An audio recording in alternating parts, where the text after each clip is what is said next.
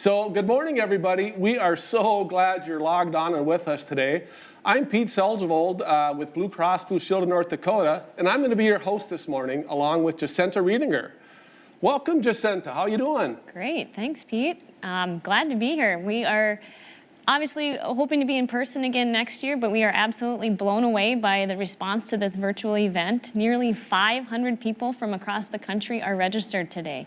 So thank you all for joining us and for all that you do to help create healthier work sites across North Dakota and beyond.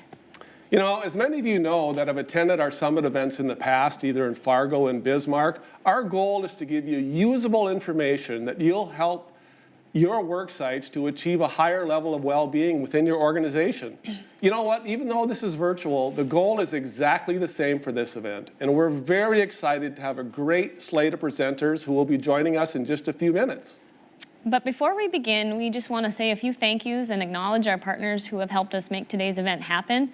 The Blue Cross Blue Shield of North Dakota communications team, along with Flint Group, Anita Holfarth from Reach Partners, the lovely Keith Axman, who we just heard from a few minutes ago, Super Studio for providing the video production, and the Blue Cross Blue Shield of North Dakota Caring Foundation, who has generously provided the copy of Ron Friedman's book, Decoding Greatness, to those of you who registered early.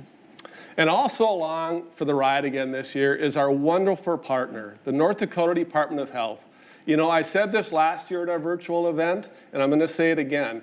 If we've learned anything during this pandemic, it's the value of public health and the great work that the North Dakota Department of Health does for all of us in the state.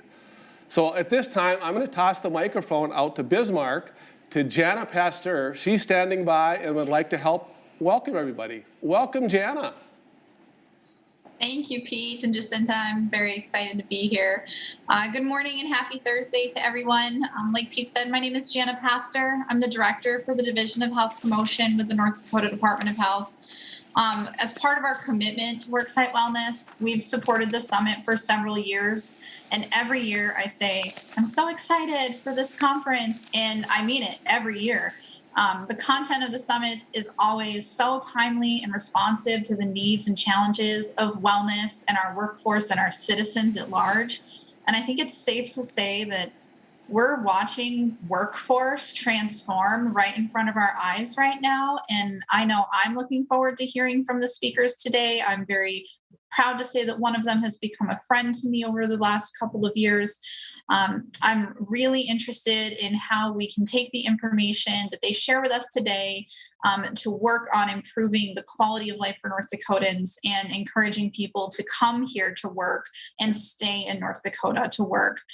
The North Dakota Department of Health and myself also want to thank everybody, 500 people. Oh, that's amazing, for taking time today to attend this summit. And that just shows your commitment to the health and wellness of our workforce now more than ever.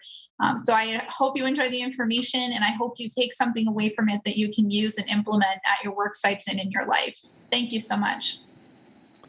Well, thank you, Jana, and thanks again to the North Dakota Department of Health for your partnership in this event and for all your support for these summit events over the years.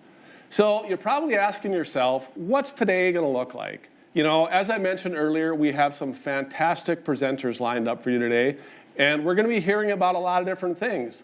First of all, we're going to be hearing about, you know, what the blue zones are across the world and what people do in those areas differently to help them live a happier, healthier, and longer life. And Dan Buettner Jr. is going to be with us momentarily to talk about that exact topic. And as a follow-up to Dan's talk, we're going to have Nick Buettner talk about what it means to apply those blue zone concepts to the workplace. And finally, we're going to have an author of 2 best-selling books, The Best Place to Work and Decoding Greatness.